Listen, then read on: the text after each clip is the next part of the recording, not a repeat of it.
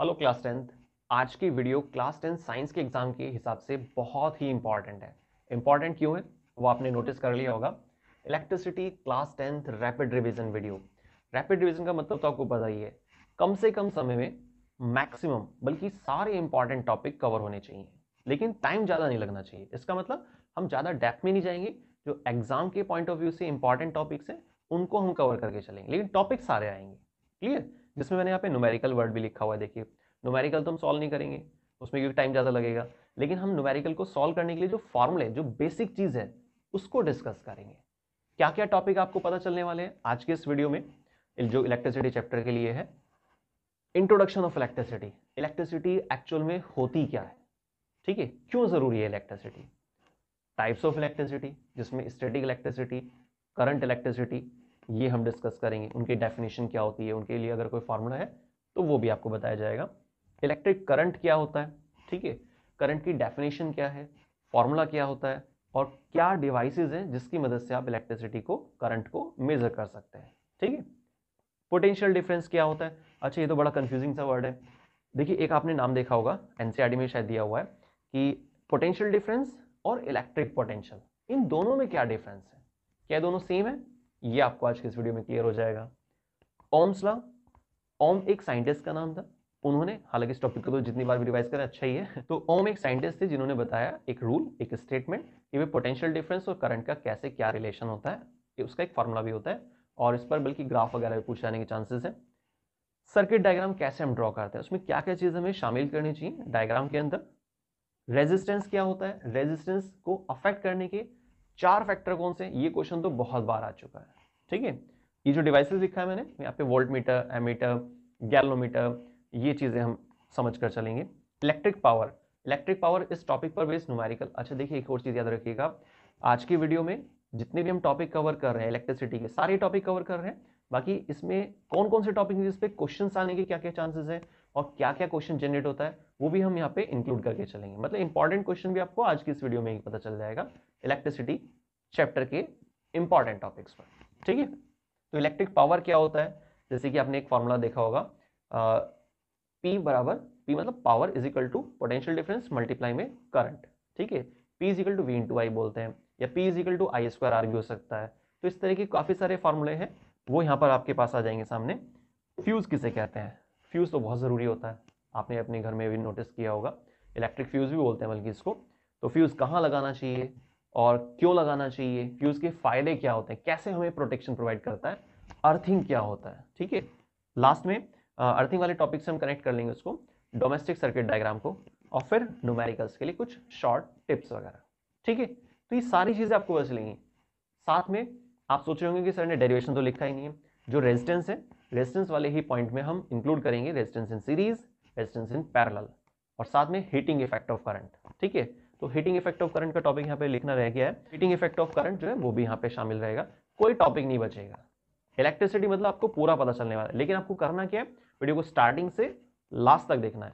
थोड़ा सा स्पीड बढ़ा के देखेंगे तो टाइम बच जाएगा, लेकिन स्किप नहीं करना है, उससे क्या टॉपिक फिर छूट जाता है, क्लियर। तो चलिए बिना देर करते स्टार्ट करते हैं आज की वीडियो को। इलेक्ट्रिसिटी क्लास 10 जो साइंस के एग्जाम के लिए बहुत ही इंपॉर्टेंट है, तो वीडियो बहुत ही इंपॉर्टेंट होने वाली है।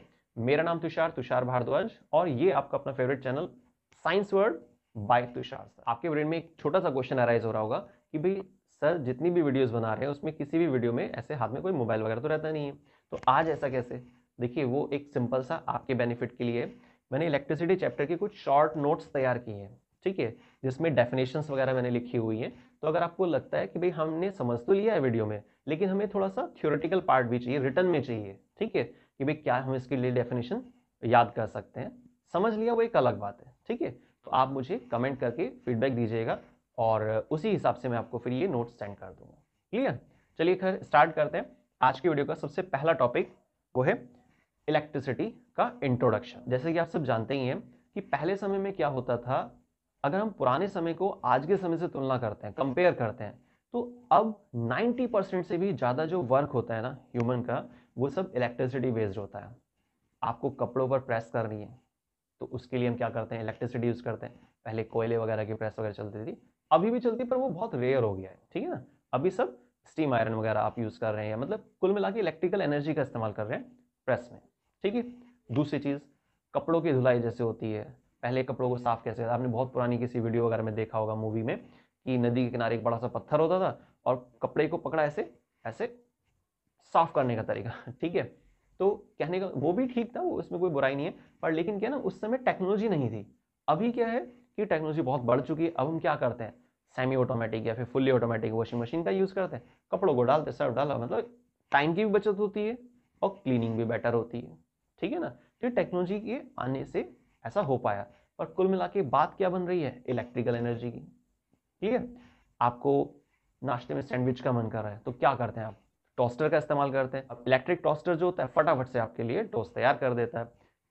कुल मिला के अगर आप कहीं भी नजर घुमाते हैं, मशीनें होती हैं, ट्रांसपोर्ट का भी जिक्र कर सकते हैं, बल्कि मेडिकल साइंस में, सब जहां इलेक्ट्रिसिटी यूज हो रही है, तो इलेक्ट्रिसिटी की डिमांड बहुत बढ़ रही है। इसलिए तो सीबीएसई बोर्ड ने ये चैप्टर डाला हुआ है, ताकि बच्चों को पता चले कि भाई हाँ, इलेक्ट्रिसिटी बहुत इंपॉर्टेंट है, कहाँ कहाँ हम इस्तेमाल कर रहे हैं और इसमें क्या क्या टेक्निकल टर्म्स होती हैं, वो सारी चीजें। ठीक है। तो ये तो इंट्रोडक्शन हुआ इलेक्ट्रिसिटी का। नेक्स्ट हमारे पास सेकंड टॉपिक आता है, टाइप्स ऑफ इलेक्ट्रिसिटी। जब आप बात करते हैं ना टाइप्स ऑफ इलेक्ट्रिसिटी की, तो हमें दो नाम यहां पर डिस्कस करने होंगे, एक स्टैटिक और दूसरा करंट इलेक्ट्रिसिटी। देखिए, रुकी हुई इलेक्ट्रिसिटी सिंपल अगर समझा जाए, और चलने वाली इलेक्ट्रिसिटी जो उन सबके घरों में आ रही है, वो कौन सी इलेक्ट्रिसिटी होती है, क्या रुकी हुई होती है, नहीं ना, करंट इलेक्ट्रिसिटी। ठीक है। स्टैटिक इलेक्ट्रिसिटी सुनते हैं सबसे पहले, electricity in which charges remains in rest, electricity in which charges remains in rest due to the absence of free electron. अब आप सोचोगे ये फ्री इलेक्ट्रॉन कहां से आ गया, डेफिनेशन क्लियर हो गई ना। एक ऐसी इलेक्ट्रिसिटी का टाइप जिसमें चार्जेस रेस्ट में रहते हैं। चार्जेस कैसे रहते हैं, रेस्ट में। दोबारा सुनिए, electricity in which the charges remains in rest due to the absence, और रेस्ट में क्यों है, due to the absence of free electron. Free electron नहीं है। जैसे आप सोडियम का एग्जांपल ले लीजिए, सोडियम में कितने इलेक्ट्रॉन होते हैं, 11, जितना डबल नंबर होता है उतना उसके इलेक्ट्रॉन बोला जाता है। ठीक है। तो 11 जो इलेक्ट्रॉन है उसमें जब हम शेल्स में उसको फिल करते हैं तो लास्ट में कितने फ्री इलेक्ट्रॉन बचते हैं, एक। तो सोडियम में कितने फ्री इलेक्ट्रॉन है, सिंगल। बाउंड इलेक्ट्रॉन कितने हैं, 10। टोटल इलेक्ट्रॉन कितने हैं, 11। बात समझ में आ रही है। तो किसी भी स्ट्रक्चर में, किसी भी मटेरियल के अंदर अगर फ्री इलेक्ट्रॉन है तो इलेक्ट्रिसिटी पास हो पाएगी, और फ्री इलेक्ट्रॉन नहीं है तो इलेक्ट्रिसिटी पास नहीं हो पाएगी, क्रॉस। ठीक है। क्लियर। एक और एग्जांपल लेते हैं स्टैटिक इलेक्ट्रिसिटी का। जैसे ये माइका की शीट है ना, ये व्हाइट बोर्ड जो है ये माइका की शीट है, और यहाँ पर ये एल्यूमिनियम स्ट्रिप है। अब एल्यूमिनियम तो कंडक्टर होता है, कंडक्टर क्या होता है वो मैं आपको समझाता हूँ अभी। तो ये जो मटेरियल है, इस मटेरियल के अंदर फ्री इलेक्ट्रॉन है, इसलिए करंट पास हो रहा है। लेकिन ये जो मटेरियल है, माइका की जो शीट है, यहाँ फ्री इलेक्ट्रॉन नहीं है। तो अगर हम फ्रिक्शन कराते हैं, याद रखिएगा फ्रिक्शन, अगर हम फ्रिक्शन कराते हैं इंसुलेटर बॉडी पर, मतलब इस तरह के मटेरियल पर, तो वहां फ्रिक्शन की वजह से क्या होता है, चार्ज डेवलप हो जाता है, लेकिन चार्ज ट्रेवल नहीं हो पाता।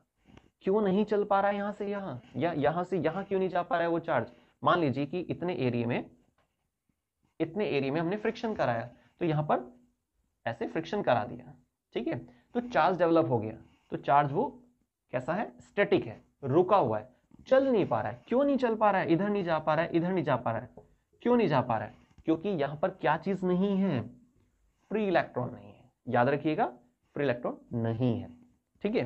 तो ये जो हमारा टाइप हो ना इलेक्ट्रिसिटी का, कौन सा टाइप है इलेक्ट्रिसिटी का, स्टैटिक।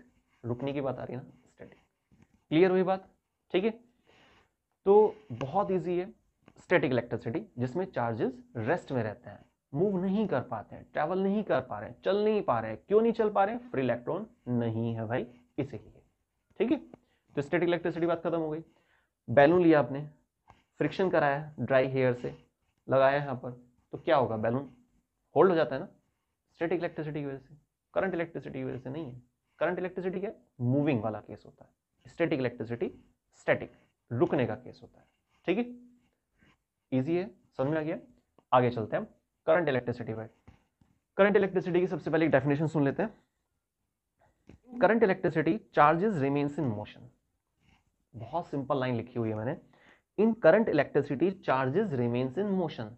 करंट इलेक्ट्रिसिटी एक वो टाइप है इलेक्ट्रिसिटी का जिसमें चार्जेस कैसे रहता है, मोशन में रहता है। मूविंग रहता है ड्यू टू द, अब आप आगे खुद से भी बना सकते हैं, due to the presence of free electron. जैसे मैंने आपको बताया था कि भाई ये जो मटेरियल है एल्यूमिनियम है ये, तो यहाँ से करंट ऐसे फ्लो कर जाएगा। अगर आप यहाँ सप्लाई देते हैं और वहाँ किसी डिवाइस से चेक करते हैं तो करंट आपको यहाँ पर मिलेगा, लेकिन इस केस में ऐसा नहीं है। ठीक है, क्लियर हो गया टाइप्स ऑफ इलेक्ट्रिसिटी। अब मैंने जैसे आपको बताया था बीच में कि कंडक्टर इंसुलेटर क्या होते हैं, उसको भी क्लियर कर लेते हैं। हालांकि आपने यहाँ से भी आइडिया लगा लिया होगा। वो सब्सटेंस या वो मटेरियल जिससे करंट पास हो जाता है उसको कंडक्टर कहते हैं, जिससे करंट पास नहीं हो पाता है उसको इंसुलेटर कहते हैं। हालांकि एक इंटरमीडिएट प्रॉपर्टी वाला भी होता है जिसको सेमीकंडक्टर कहते हैं, फिलहाल उसका ज्यादा जिक्र नहीं है।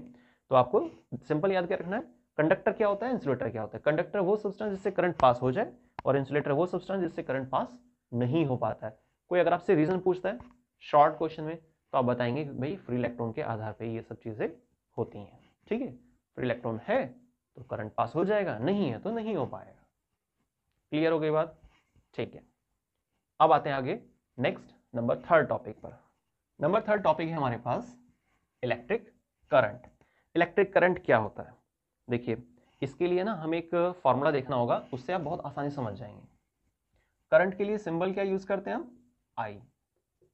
आई is equal to Q upon T. Current बराबर चार्ज अपॉन टाइम। इसके लिए आप है ना एक यूनिट का फॉर्मूला और बना लेना। करंट के लिए सिंबल तो आई होता है, पर हम यूनिट क्या इस्तेमाल करते हैं?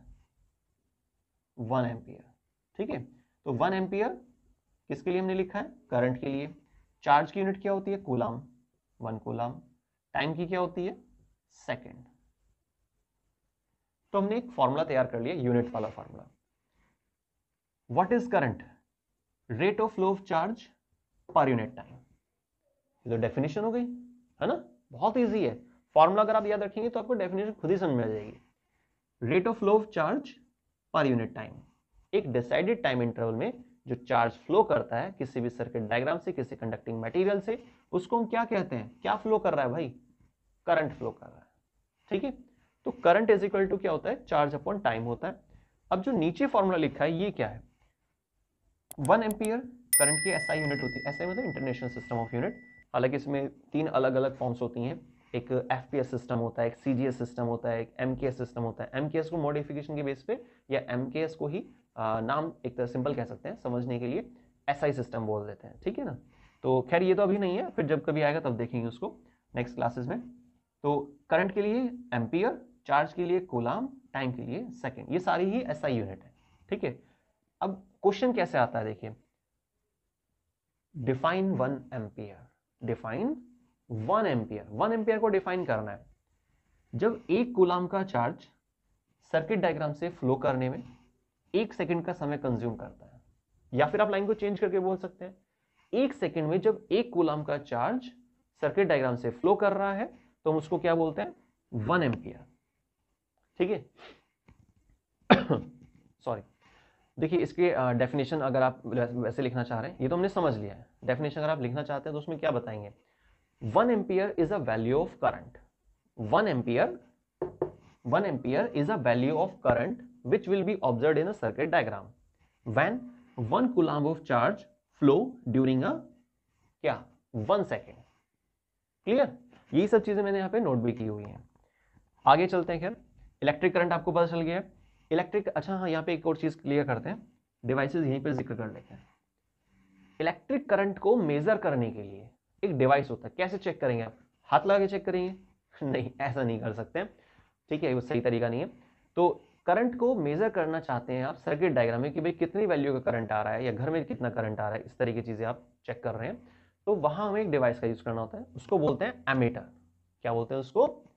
एमीटर। तो एमीटर क्या होता है? एक ऐसा इलेक्ट्रॉनिक डिवाइस है जो करंट को रीड कर लेता है कि भाई कितना करंट आ रहा है। मान लीजिए आपने कहा, या कोई आपसे बोल रहा है आपका फ्रेंड कि भाई उसके घर में 5 एम्पियर करंट आ रहा है, एक एग्जाम्पल। तो कैसे पता चला? हाथ लगा नहीं, उसने क्या किया होगा? एक डिवाइस का यूज किया है, एमीटर। इसी तरह से एक और डिवाइस होता है गैल्वेनोमीटर। तो गैल्वेनोमीटर क्या होता है? वो और भी ज्यादा सेंसिटिव होता है। अगर करंट की वैल्यू बहुत माइनर लेवल पर है तो उसको भी रीड कर लेता है, मतलब माइनर करंट को भी रीड कर लेता है गैल्वेनोमीटर, जिसको एमीटर रीड नहीं कर पा रहा है। सिंपल शॉर्ट में कह सकते हैं आप, स्मॉल अमाउंट ऑफ करंट को अगर रीड करना है तो गैल्वेनोमीटर, अदरवाइज एमीटर है ही आपके पास। ठीक है, वोल्टमीटर का जिक्र अभी नहीं कर रहे हैं, वो टॉपिक के हिसाब से करेंगे। क्लियर। नेक्स्ट नंबर पे आते हैं, पोटेंशियल डिफरेंस। देखिए पोटेंशियल डिफरेंस क्या होता है सर्किट डायग्राम में। चलिए एक सर्किट डायग्राम बना लेते हैं पहले, है ना।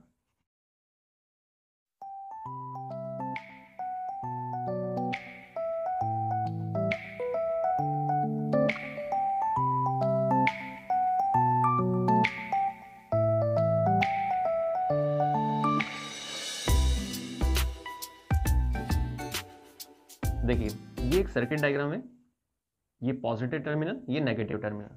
अच्छा देखिए बैटरी और सेल में क्या डिफरेंस होता है, एक बड़ी स्टिक बनानी है आपको और एक छोटी स्टिक। पॉजिटिव टर्मिनल होता है जो ज़्यादा लेंथ के अकॉर्डिंग आप दिखा रहे हैं, और जो स्मॉल वाला है वो नेगेटिव टर्मिनल होता है। तो ये सिंगल सेल बैटरी है। अगर हम इसमें एक और अटैचमेंट डाल देते हैं इसी तरीके का, तो ये क्या बन जाएगा, डबल सेल बैटरी, है ना। तो 2 सेल वाली बैटरी है, ये सिंगल सेल वाली बैटरी है, ठीक है। इसमें क्या डिफरेंस होता है आपको पता चल गया। अब यहाँ पे मैंने 2 सेल अरेंज की हुई है, स्टार्टिंग में और एंडिंग में दिखा देते हैं प्लस और माइनस। याद रखना है करंट की डायरेक्शन क्या होती है, positive to negative terminal. Shortcut नहीं मारना है यहाँ पे कि आपने सोचा भाई पॉजिटिव टू नेगेटिव बोला आपने तो यहीं से ही करंट चला जाएगा, लंबा रास्ता, ठीक है। शॉर्टकट सही नहीं रहता वैसे किसी भी चीज़ के केस में। और आप इस पूरे ही ट्रैक को याद रखेंगे कि भाई पॉजिटिव से नेगेटिव इस तरीके से करंट यहाँ पर जाएगा। एरो डाल देना, डायरेक्शन क्लियर हो जाएगी। ये करंट का हमने साइन डाल दिया। ये एक बल्ब बनाया हुआ है और ये आपका एक बैटरी का साइन डाल दिया, और ये हमारे पास की है, की मतलब स्विच भी बोल सकते हैं इसको। अच्छा इसमें भी एक चीज़ याद रखनी है आपको कि ये जो ब्रैकेट है ना इसके अंदर डॉट लगा हुआ है, इसका मतलब क्या है, कनेक्शन कंप्लीट है, सर्किट क्लोज्ड है, करंट चल रहा है। इसमें थोड़ा ना कंफ्यूजन हो जाता है, सर्किट क्लोज्ड का मतलब सर्किट बंद पड़ा है, करंट चल नहीं रहा है, ऐसा नहीं है। कनेक्शन कंप्लीट है, सर्किट क्लोज है। अगर यहाँ पे डॉट लगा रखा हमने ब्रैकेट के अंदर, इसका मतलब बल्ब ग्लो कर रहा है। ये देखिए हमारा बल्ब भी जल गया है, ठीक है। स्टार्ट। क्लियर। अगर हम इसमें से डॉट हटा देते हैं इसका मतलब क्या है, ओपन सर्किट है, करंट फ्लो नहीं करेगा, कनेक्शन कंप्लीट नहीं है। तो ये चीज़ आप नोट कर लेना या फिर इसको थोड़ा सा ध्यान रखना, ठीक है। तो ये हमारा सर्किट डायग्राम हो गया, ये टॉपिक हमारा यहाँ पर आ गया। अभी जो सर्किट डायग्राम है अभी हमें क्या समझना था, पोटेंशियल डिफरेंस को, जिसके लिए हमें सर्किट डायग्राम पहले बनाना पड़ा। तो सर्किट डायग्राम तो आपको पता ही कि भाई क्या है, एक पाथवे होता है, एक रास्ता होता है जिसमें बैटरी लगी होती है, स्विच लगा होता है। आप चाहें तो इसमें एमीटर वोल्टमीटर भी दिखा सकते हैं, ठीक है। एमीटर करंट को मेजर करने के लिए, और एक बल्ब दिखा सकते हैं। बल्ब में अपना एक रेजिस्टेंस होगा, कुल मिला के रेजिस्टेंस यहाँ पे अटैच करना होता है। तो रेजिस्टेंस, बैटरी और स्विच, 3 चीज़ें ज़रूरी हैं। बाकी आप 4th नंबर पे करंट की स्ट्रक्चर, करंट की पोजीशन दिखा सकते हैं एरो वगैरह डाल के, ठीक है। और बाकी फिर आपका एमीटर वोल्टमीटर बच जाएगा, उसको हम बाद में ऐड कर लेंगे। तो सर्किट डायग्राम खत्म हो गया। बात आ रही थी पोटेंशियल डिफरेंस क्या है। देखिए 2 पर्टिकुलर पॉइंट के बीच जब चार्ज फ्लो करता है, 2 पर्टिकुलर पॉइंट के बीच जब कोई चार्ज फ्लो करता है, उस चार्ज के फ्लो करने से कुछ ना कुछ तो काम हुआ होगा, सीधी सी बात है। तो उस काम को बोलते हैं हम पोटेंशियल डिफरेंस। इसको डायग्राम से समझते हैं। ये मैं यहां से हटा देता हूं इसको ताकि कंफ्यूजन ना हो। कोई पॉइंट मान लीजिए आप, ए पॉइंट है, ये बी पॉइंट है, ये हमारा हो गया पोटेंशियल डिफरेंस। तो पोटेंशियल डिफरेंस क्या होता है, 2 पर्टिकुलर पॉइंट्स जो सर्किट डायग्राम में हमने मेंशन किए, कोई भी जो बल्ब लगा था या एसी, पंखा, कूलर, फ्रिज, कुछ भी जो भी लगा हुआ है, तो किसी भी डिवाइस के पास आपने लेफ्ट राइट में जो 2 पॉइंट डिसाइड किए हैं, या फिर नॉर्मली भी आप डिसाइड कर सकते हैं, कोई अगर अप्लायंस नहीं है तो भी। तो 2 पर्टिकुलर पॉइंट के बीच में जो चार्ज फ्लो करता है, क्या फ्लो करता है, चार्ज। अभी जो चार्ज फ्लो कर रहा है ना, इसके फ्लो करने की वजह से क्या होगा, कुछ ना कुछ काम होगा जरूर, इसी को बोलते हैं हम पोटेंशियल डिफरेंस। तो अब यहां पर तो एक फॉर्मूला तैयार हो गया बहुत आसानी से, पोटेंशियल इज इक्वल टू में work upon charge. Potential is equal to में वर्क अपॉन चार्ज। तो आप बता सकते हैं कि भाई जब कोई चार्ज फ्लो करता है एक पर्टिकुलर पॉइंट से दूसरे पॉइंट तक, तो उस दौरान जो उसने काम किया, चार्ज फ्लो करने की वजह से जो काम हुआ, उस वर्क को ही बोलते हैं हम पोटेंशियल डिफरेंस। डिफरेंस मतलब 2 पॉइंट। क्लियर? देखिए इसकी डेफिनेशन रीड करके बताता हूं। इलेक्ट्रिक पोटेंशियल डिफरेंस या potential difference defined as the amount of work done. तो क्या डिफाइन करते हैं? Amount of work done in moving a charge या positive charge from one point to another point in a electric circuit और circuit diagram. Easy है ना definition? Comment करके जरूर बताइएगा कि डेफिनेशन आपको कैसे लग रही है, टफ है क्या? ठीक है, कुछ भी डाउट लगेगा ना किसी भी टॉपिक में तो आप कमेंट करके बता दीजिएगा। ठीक है, तो पोटेंशियल डिफरेंस क्या होता है? एक तरह से किया गया कार्य, लेकिन कब किया जा रहा है कार्य? जब कोई चार्ज एक पॉइंट से दूसरे पॉइंट तक सर्किट डायग्राम में फ्लो करता है उस दौरान। अब यहां पर हम फिर से एक और काम करने वाले, जैसे हमने पहले भी किया था, एक यूनिट का फॉर्मूला बना लेते हैं। पोटेंशियल डिफरेंस की यूनिट होती है 1 वोल्ट, वर्क की जूल और चार्ज की कूलम। ठीक है, इजी है। देखिए यहां पर भी कूलम आ रहा है, यहां पर कूलम आ रहा है, चीजें रिपीट हो रही हैं, अच्छी बात है, रिवाइज हो जाएगा। तो 1 volt is a value of potential difference. 1 volt is a value of potential difference which will be observed in a circuit diagram when 1 coulomb charge flow from one point to another point and perform the work of क्या? 1 joule. Clear? ये मैंने यहां पर भी देखिए note की हुई है। सही है, बहुत आसान सी डेफिनेशन है। आपको क्या करना है, बस चीजें थोड़ा ध्यान से समझनी है, बहुत आसानी से क्लियर हो जाएगा। पहले फॉर्मूला बना देना है, potential is equal to work upon charge. इसको देखकर यूनिट का फॉर्मूला डिजाइन करना है, फिर उसको देख देख कर लाइन बोल देनी है। क्या लाइन बोलनी है, दोबारा सुन लेते हैं। देखिए 1 volt is a value of potential difference which observed in a circuit diagram when 1 coulomb of charge flow from one point to another point and perform the work of 1 joule। Clear? तो ये हमारे पास definition यहाँ पे खत्म हो गई है potential difference के लिए। अच्छा, मैंने आपको स्टार्टिंग बताया था कि यहाँ पर एक कंफ्यूजिंग सा पॉइंट आता है कि भाई पोटेंशियल डिफरेंस, और बहुत बार एक और नाम लिखा हुआ मिल सकता है आपको, इलेक्ट्रिक पोटेंशियल। तो इलेक्ट्रिक पोटेंशियल क्या होता है, उस चीज को क्लियर करते हैं। Electric potential defined as a amount of work done in bringing a charge from infinite to a particular point in a circuit diagram. जब आप अनंत से, इनफाइनाइट से, बहुत ज्यादा दूरी से जहां पर चार्ज का प्रोडक्शन हो रहा है, मतलब इलेक्ट्रिसिटी प्रोडक्शन हो रहा है, मतलब कि टिहरी डैम हो सकता है, कोई भी डैम हो सकता है, या फिर आपका न्यूक्लियर पावर प्लांट हो सकता है, नरोरा, तारापुर, कलपक्कम, ऐसी बहुत सारी जगह लगे हुए हैं। तो इनफाइनाइट से जब आप चार्ज को लेकर आते हैं ना एक पर्टिकुलर पॉइंट तक सर्किट डायग्राम में, तो इस दौरान जो काम हुआ उसको बोलते हैं इलेक्ट्रिक पोटेंशियल। लेकिन ये अलग था, ये जो मैंने यहां पे लिखा हुआ है देखिए, ये अलग है, ये पोटेंशियल डिफरेंस है। जो मैंने अभी आपको समझाया, अभी तुरंत से जो समझाया, वो क्या था? इलेक्ट्रिक पोटेंशियल था, पर ये पोटेंशियल डिफरेंस है। दोनों में डिफरेंस क्लियर हो गया? ठीक है, ध्यान रखना, कंफ्यूज नहीं होना। नेक्स्ट टॉपिक पर आते हैं, ओम्स लॉ। देखिए ओम एक साइंटिस्ट का नाम था। उन्होंने क्या बताया कि भाई करंट जो होता है ना, वो डायरेक्टली प्रोपोर्शनल होता है किसके लिए?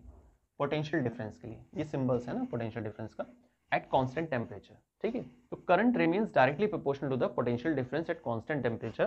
फिर उन्होंने उसको क्या किया, फ्लिप कर दिया। ठीक है भाई, बात तो वही, पर बात वो नहीं है। जब हम प्रोपोर्शनलिटी के साइन को हटाएंगे और इजिकल टू का साइन डालेंगे, भाई न्यूमेरिकल्स में आप डायरेक्ट तो यूज नहीं कर सकते ना इसको, तो आपको क्या करना होगा, प्रोपोर्शनल साइन हटाकर इजिकल टू लगाना होगा। तो हम इसको क्या कर देंगे, इस तरीके से। तो प्रोपोर्शनलिटी कांस्टेंट कहा जाता है इसको, इसका नाम क्या दिया गया, रेजिस्टेंस। तो आप इसको जनरली जो आपको लिखा मिलेगा V इजिकल टू आई, इससे कोई फर्क नहीं पड़ता है, पर आप याद रखिएगा आर क्या यहाँ पर, रेजिस्टेंस है। क्या है यहाँ पर, आर, रेजिस्टेंस। ठीक है, रेजिस्टेंस क्या होता है वो अभी समझ में आ जाएगा आपको, फिलहाल ओम्स लॉ याद रखिए। बाकी यहाँ पर कुछ आपने ग्राफ वगैरह भी देखा होगा, इस तरीके से ग्राफ आ जाता है कि ये आपका हो गया V और ये हो गया आपका I। इस तरीके से यहाँ पे आपके पास R आ जाएगा। इस तरीके से आपको ग्राफ भी बना मिल सकता है कि R क्या हमारे पास कांस्टेंट है, प्रोपोर्शनलिटी कांस्टेंट बोला जाता है। नाम क्या दिया गया इसके लिए, रेजिस्टेंस। रेजिस्टेंस की यूनिट क्या होती है, ओम, या फिर आप ऐसे वो हेडफोन सा बना सकते हैं। क्लियर, समझ में आ गया? ठीक है, तो ओम्स लॉ क्या है वो आपको क्लियर हो गया। अब आते हैं इस टॉपिक पर, रेजिस्टेंस पर। यहाँ पे डेरिवेशन भी आने वाला है आपके पास। देखिए रेजिस्टेंस के लिए आपका ठीक है, 4 फैक्टर का भी जिक्र करना है ना हमें। हाँ, मैंने देखिए इसीलिए नोट्स बनाए थे कि कोई भी टॉपिक छूटना नहीं चाहिए, है ना। और फिर भी अगर आपको लगता है ना कि कोई छोटा मोटा कोई टॉपिक है और या फिर आपने कोई चीज़ सुनी है इलेक्ट्रिसिटी चैप्टर से रिलेटेड और बाई चांस वो इस वीडियो में शामिल नहीं की गई, तो आप तुरंत से मेरे को कमेंट कर देना और जल्दी से जल्दी आपको रिप्लाई किया जाएगा उसका, ठीक है ना। टॉपिक आसानी से कवर हो जाएगा, बस आप एक बार बता दीजिएगा, ठीक है। और वीडियो अगर पसंद आ रही है तो आप उसको मैक्सिमम शेयर करना मत भूलिएगा, ताकि इलेक्ट्रिसिटी चैप्टर से कोई बच्चा कंफ्यूज ना हो, ठीक है। बहुत सारे क्वेश्चन आएंगे इलेक्ट्रिसिटी चैप्टर के, आप याद रखिएगा इस बात को। और जब आपका एग्जाम हो जाएगा और आपको लगता है कि हाँ भाई इलेक्ट्रिसिटी चैप्टर के जो क्वेश्चन आए हैं वो तो हमने सारे इस वीडियो में पढ़े थे, इस चैप्टर में समझे, तो आप आके फीडबैक जरूर दें, ठीक है। सेव कर लेना वीडियो को। आगे चलते हैं रेजिस्टेंस पर। देखिए रेजिस्टेंस होता क्या है, पहले हम इसको एक सिंपल भाषा में क्लियर करते हैं। जैसे कि कोई भी मटेरियल है ना, उस मटेरियल की अपनी एक नेचर होती है। जैसे आप कंपेयर कर लीजिए, ये कोई वायर है, ये सिल्वर वायर है, ठीक है। ये आपके पास एल्यूमिनियम वायर है, इसको हम लेते हैं कॉपर वायर, ठीक है। तो सिल्वर वायर जो होती है ना, इसका जो अपना मटेरियल है, भाई जो नेचर सिल्वर की है, क्या वो नेचर एल्यूमिनियम की हो सकती है? नहीं, एल्यूमिनियम की अलग प्रॉपर्टी है, कॉपर की अलग होती है, सिल्वर की अलग होती है, लोहे की अलग होती है, आयरन की अलग होती है, सबकी अलग अलग प्रॉपर्टी है। तो इस मटेरियल का नेचर क्या है, इसमें रेजिस्टेंस बहुत कम है, ठीक है, बहुत कम है रेजिस्टेंस। किसकी तुलना में? एल्यूमिनियम की तुलना में। अभी हम फिलहाल इन दोनों को कंपेयर करते हैं। एल्यूमिनियम का रेजिस्टेंस थोड़ा सा ज्यादा होता है सिल्वर से, ये बाद में लेंगे कि भाई कॉपर कहाँ जाएगा इनमें, इस लिस्ट में। तो सिल्वर एक ऐसा मटेरियल जिसमें रेजिस्टेंस कम होता है, एक एल्यूमिनियम एक ऐसा मटेरियल जिसमें रेजिस्टेंस थोड़ा ज्यादा होता है सिल्वर की तुलना में, ठीक है। अब रेजिस्टेंस क्या है, हमें तो ये समझना था। रेजिस्टेंस एक प्रॉपर्टी होती है, याद रखिएगा, रेजिस्टेंस क्या एक प्रॉपर्टी है जो करंट के फ्लो को अपोज करती है। किसको अपोज करती है? करंट के फ्लो को। तो होनी नहीं चाहिए भाई, हमें तो जैसे घर में इलेक्ट्रिसिटी का यूज करना होता है, आपको पंखा कूलर बल्ब जो भी चीज इस्तेमाल करनी है तो उसके लिए करंट चाहिए। तो जब हमें करंट चाहिए तो रेजिस्टेंस का क्या मतलब? रेजिस्टेंस तो होना ही नहीं चाहिए था। देखिए जो चीज चाहिए होती है वो भी एक रेगुलेटेड होनी चाहिए। कोई भी चीज अगर एक्सेस में होती है तो नुकसान देती है, पता है आपको ये वाली बात, है ना। तो ऐसे यहाँ पर इलेक्ट्रिसिटी चैप्टर में भी है, करंट की हमें जरूरत है पर ज्यादा भी करंट ना आ जाए। इस वजह से क्या होता है, एक अपोजिंग टर्म होती है जिसको हम बोलते हैं रेजिस्टेंस। अब रेजिस्टर अलग होता है, रेजिस्टेंस मैं समझा रहा हूं आपको। रेजिस्टर क्या होता है वो हम इसके बाद समझेंगे। तो रेजिस्टेंस एक प्रॉपर्टी है किसी भी मटेरियल की जो करंट के फ्लो को अपोज करती है। ये डेफिनेशन खत्म हो गई, ठीक है। कैसे? ये फॉर्मूला में इस्तेमाल करना है। V equal to I R था, तो हम इसको क्या करेंगे, आर यहां पे छोड़ेंगे और आई यहां पर। अब आप ध्यान से देखना इसको, अगर करंट ज्यादा है तो रेजिस्टेंस कम होगा, या आप ऐसा बोल दीजिए कि अगर वायर में रेजिस्टेंस कम है तो करंट बहुत बढ़िया से जाएगा। तो हमें करंट चाहिए, लेकिन उसका रेगुलेशन के लिए वहां पर रेजिस्टेंस भी होना जरूरी है। रेजिस्टेंस ज्यादा भी नहीं होना चाहिए और रेजिस्टेंस बहुत कम भी नहीं होना चाहिए, हिसाब से होना चाहिए, ठीक है। अब आते हैं वापस इस पे। तो सिल्वर वायर एक ऐसी वायर होती है, सिल्वर एक ऐसा मटेरियल होता है जिसमें रेजिस्टेंस कम होता है, तो करंट जो होगा ना बहुत बढ़िया से जाएगा। लेकिन यहां पर इन दोनों को कंपेयर कर रहे हैं, रेजिस्टेंस कैसा था, हाई था, तो करंट कैसा हो जाएगा, कम हो जाएगा। कैसे पता चला? ऐसे पता चला ना। और रेजिस्टेंस क्या होता है, एक वो प्रॉपर्टी होती है मटेरियल की जो क्या करती है, करंट को अपोज करती है। करंट होना चाहिए पर ज्यादा भी नहीं होना चाहिए, जैसे मैंने आपको भी स्टार्टिंग बताया, ठीक है। क्लियर हो गई बात? अब रेजिस्टर क्या होता है? रेजिस्टर एक इस तरह का डिवाइस होता है,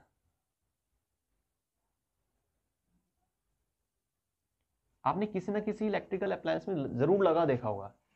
जैसे कोई बल्ब खराब हो गया, कोई CFL वगैरह थी, आपने उसको उसकी जो प्लास्टिक बॉडी है उसको रिमूव किया, वहाँ पे एक सर्किट बना मिलेगा, वहाँ आपने शायद इस तरह का कुछ स्ट्रक्चर नोटिस किया हो। हालांकि इसमें जो लाइंस होती हैं, कितनी लाइंस होती हैं, उनका कलर्स क्या होता है, उसकी भी एक इंपॉर्टेंस होती है, उसके आधार पर हम वैल्यू फाइंड करते हैं। कलर कोड ऑफ रेजिस्टेंस, वो खैर अभी नहीं है, वो आपके पास 12th वगैरह में आएगा टॉपिक।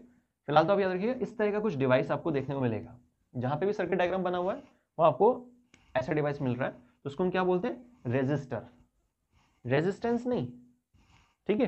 तो रेजिस्टर तो डिवाइस होता है जिसकी प्रॉपर्टी रेजिस्टेंस होती है, या तो किसी डिवाइस की प्रॉपर्टी रेजिस्टेंस हो सकती है या फिर किसी मटेरियल की प्रॉपर्टी रेजिस्टेंस होती है। हमने अभी क्या समझा था, मटेरियल की प्रॉपर्टी जो रेजिस्टेंस है, ठीक है। यहां क्या है, डिवाइस की प्रॉपर्टी रेजिस्टेंस है, पर रेजिस्टेंस तो कहीं पर भी है, काम तो वही करेगा, लॉजिक तो वही रहेगा ना। जैसे आप पढ़ने वाले बच्चे हैं, आप क्लास में पढ़ रहे हैं, स्कूल में पढ़ रहे हैं, ट्यूशन में पढ़ रहे हैं, या किसी भी अपने बड़े भाई बड़ी बहन से पढ़ रहे हैं, तो क्वालिटी तो आपकी सेम ही रहेगी ना, आपकी तो परफॉर्मेंस बेस्ट है। आप चाहे 50 लोगों के सामने खड़े हो जाए, चाहे सिंगल व्यक्ति के सामने कुछ आंसर कर रहे हो, या फिर पूरी भीड़ के सामने आंसर कर रहे हो, अगर सच में क्वालिटी है, जेन्युइन क्वालिटी है, तो आंसर तो भाई सेम ही आएगा। तो ऐसी रेजिस्टेंस जो है, रेजिस्टेंस की जो प्रॉपर्टी है वो करंट के फ्लो को अपोज करने की है। करंट होना चाहिए पर ज्यादा भी ना हो, इसीलिए रेजिस्टेंस यहां पर टर्म इस्तेमाल की जाती है। तो रेजिस्टेंस जो प्रॉपर्टी है तो मटेरियल की होगी या फिर कोई हमने डिवाइस लगा रखा होगा, ठीक है। तो डिवाइस का नाम क्या होता है, रेजिस्टर, और जो प्रॉपर्टी है उसका नाम क्या होता है, रेजिस्टेंस। क्लियर हो गई बात। अब सुनते हैं रेजिस्टेंस को अफेक्ट करने के 4 फैक्टर कौन कौन से हैं। नेचर ऑफ मटेरियल, मैंने यहां पे रफली लिख दिया, ठीक है। Nature of material, nature of material का तो हमने टॉपिक अभी बाई चांस एग्जाम्पल में पहले ही कवर कर लिया, सिल्वर और एल्यूमिनियम। ये चलिए इसमें कॉपर भी लेते हैं, बेचारा कॉपर रह गया, बुरा मान जाएगा, ठीक है। अब इनको सीक्वेंस में लिखते हैं, ठीक है। सिल्वर का सिंबल क्या होता है, Ag, कॉपर के लिए क्या होता है, Cu, और एल्यूमिनियम के लिए क्या होता है, Al, ठीक है। तो ये सीक्वेंस है। सिल्वर से बहुत बढ़िया करंट जाता है, पर दिक्कत है महंगा होता है ये। फायदा क्या है, करंट अच्छा जा रहा है ना, पर क्यों जा रहा है, रेजिस्टेंस कम है। ये एक टेक्निकल टर्म्स हो गई जो आपको ध्यान रखनी है। ऐसा नहीं कि भाई सिल्वर है, भाई करंट अच्छा जा रहा है, जा रहा है तो जा रहा है, ऐसा नहीं बोलना है आपको। क्या कहना है, सिल्वर में रेजिस्टेंस काफी कम होता है, इसलिए वहां पे करंट अच्छा जाता है। कॉपर थोड़ा सा डाउन लेवल पर है सिल्वर की तुलना में, कॉपर में रेजिस्टेंस इसकी तुलना में थोड़ा ज्यादा है, तो करंट थोड़ा सा कम हो जाएगा। एल्यूमिनियम और भी डाउन है, इसमें रेजिस्टेंस थोड़ा और बढ़ गया है, तो करंट और कम हो गया है। क्लियर। तो बेस्ट होता है सिल्वर, लेकिन अगर आप सिल्वर यूज नहीं कर रहे हैं तो फिर कॉपर है, भाई कॉपर भी यूज नहीं कर रहे हैं तो फिर एल्यूमिनियम है, और एल्यूमिनियम भी यूज कर, अगर आप एल्यूमिनियम भी इस्तेमाल नहीं कर रहे हैं तो फिर तो नेचुरल लाइट, वो तो खैर बेस्ट है, खैर कोई बात नहीं। तो ये चीज हमें क्लियर हो गई है, nature of material. Second number पे आता है लेंथ ऑफ कंडक्टर, ठीक है, length of conductor. Length of conductor देखिए जो है, और जो तीसरा पॉइंट है वो भी लिख देता हूं एक बार, एरिया ऑफ कंडक्टर, और लास्ट में टेम्परेचर। ये जो दोनों पॉइंट्स है ना, इनको आप बहुत आसानी से समझ सकते हैं। उसके लिए पर हमें एक फॉर्मूला लिखना पड़ेगा, resistance is equal to resistivity length upon में एरिया। ये है सबसे बढ़िया फॉर्मूला, और भी अच्छे फॉर्मूले हैं पर मतलब फिलहाल रेजिस्टेंस अगर आप कह रहे हैं ज्यादा है, ठीक है, तो ज्यादा कब था, क्या क्यों हुआ, लिए डायरेक्टली प्रोपोर्शनल आ रहा है ना, ठीक है। तो लेंथ अगर कंडक्टर की ज्यादा है, मतलब वायर की लंबाई ज्यादा है, तो रेजिस्टेंस ज्यादा होगा। कोशिश करनी है लंबाई कम से कम रहे, वायर की लंबाई है वो कम से कम रहे। तो वायर की अगर लेंथ ज्यादा होगी तो रेजिस्टेंस बढ़ जाएगा, और रेजिस्टेंस बढ़ेगा तो करंट आपको पता है डाउन चला जाएगा। तो लेंथ अफेक्ट कर रही है ना रेजिस्टेंस को। फिर आता है एरिया, एरिया के लिए देखिए क्या है, ये इनवर्सली प्रोपोर्शनल है ना। तो अगर एरिया ज्यादा होता है, मतलब वायर थोड़ा मोटी है, तो रेजिस्टेंस कम होगा, मतलब करंट बढ़िया जाएगा। तो इस तरीके से लेंथ और एरिया ये दो फैक्टर हैं जो आप इस फॉर्मूले से कवर कर सकते हैं। नेचर हमने क्लियर कर ही लिया। लास्ट पर आते हैं टेम्परेचर पर। अगर वायर का टेम्परेचर बढ़ता है तो वायर एक्सटेंड होती है, लेंथ बढ़ती है, और लेंथ बढ़ेगी तो रेजिस्टेंस बढ़ेगा, रेजिस्टेंस बढ़ेगा तो करंट कम हो जाएगा। क्लियर। तो ये 4 फैक्टर थे, इंपॉर्टेंट है, एग्जाम में बहुत बार आ चुके हैं, ठीक है, बहुत बार क्वेश्चन आ चुका है, आपको पीवाई के क्वेश्चन वगैरह में मिल जाएगा, ठीक है। ये चीज याद रखना कि कौन कौन से पॉइंट्स है जिसमें हमें क्वेश्चंस को भी ध्यान में रखना है। अब हम लेते हैं रेजिस्टेंस इन सीरीज और पैरेलल, इनका जो डेरिवेशन है। देखिए जो रेजिस्टेंस इन सीरीज और पैरेलल के डेरिवेशन है ना, उसके लिए हमें एक सर्किट डायग्राम बनाना होगा कुछ इस तरीके से। ये रेजिस्टेंस के लिए साइन दिया जाता है, दो रेजिस्टेंस हम यहाँ पर दिखा कर चल रहे हैं, ठीक है। ये 2 सेल वाली हमने बैटरी लगा ली है यहाँ पे, ये प्लस ये माइनस, ये सर्किट हमने क्लोज कर लिया है, मतलब कि कनेक्शन कंप्लीट है, ठीक है। ये R1 और ये R2, रेजिस्टेंस फर्स्ट और रेजिस्टेंस सेकेंड। ये करंट के लिए डायरेक्शन हो गई है, I सिंबल ले लिया हमने, ये B बैटरी है, इसको X, इसको Y, इसको Z मान लेते हैं, ठीक है। यहां से यहां तक फर्स्ट पोटेंशियल, यहां से यहां तक सेकंड पोटेंशियल, ठीक है। अब आपको देखिए टारगेट क्या है। फर्स्ट डेरिवेशन हमारा, टोटल 3 डेरिवेशन इस चैप्टर के अंदर। टारगेट हमारा है सीरीज का ही है। सीरीज मतलब कैसे पता चल रहा है, देखिए 2 रेजिस्टेंस है, दोनों इस तरीके से अरेंज है, फर्स्ट और सेकंड सीक्वेंस में ना, ये सीरीज होता है। R1 plus R2 is equal to RS। तो रेजिस्टेंस इन सीरीज, इसको आप ऐसे भी लिख सकते हैं, इससे कोई दिक्कत नहीं है वैसे। RS is equal to R1 plus R2, ठीक है। ये चीज आप ध्यान रखना। तो RS जो होता है resistance in series, total resistance जो सीरीज में है वो कितना होगा, R1 प्लस R2 के इक्वल, ठीक है। तो ये जो चीज है हमारे पास, ये तो हमारा एक टारगेट हुआ जो हमें फाइंड आउट करना है ना। लेकिन हम कैसे निकाल सकते हैं इसको, इस डायग्राम को ध्यान से देखिए। ये डायग्राम मतलब सर्किट डायग्राम जो है, इसमें 3 चीजें हैं, करंट, रेजिस्टेंस, पोटेंशियल। रेजिस्टेंस तो फाइंड करना है, इसकी तो बात खत्म हो गई। करंट जो है वो सिंगल है, रेजिस्टेंस जो सीरीज में होते हैं ना, तो उसमें क्या होता है, पोटेंशियल अलग अलग होता है, V1 V2 लिखा हुआ मैंने, और करंट जो होता है वो सिंगल दिखाते हैं, उसमें I1 I2 वगैरह मेंशन नहीं करते, ठीक है। याद रखना है, वो सेम चलेगा ऐसे। तो यहाँ पर जो पोटेंशियल है वो अलग अलग है, तो इसलिए हम लाइन यहीं से स्टार्ट करेंगे। Total potential through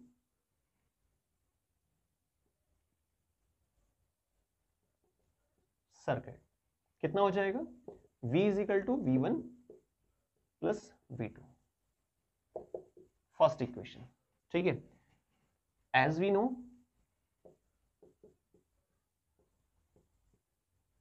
that V is equal to IR, V is equal to IR, तो यहां पर वैल्यू पुट कर देंगे, put this value in first equation, यहां से V की वैल्यू लेकर यहां पर रखनी है आपको। तो IR is equal to IR1 IR2, यहां से हम कॉमन ले सकते हैं ना, जैसे आप मैथ्स में करते हो। IR इज इक्वल टू में,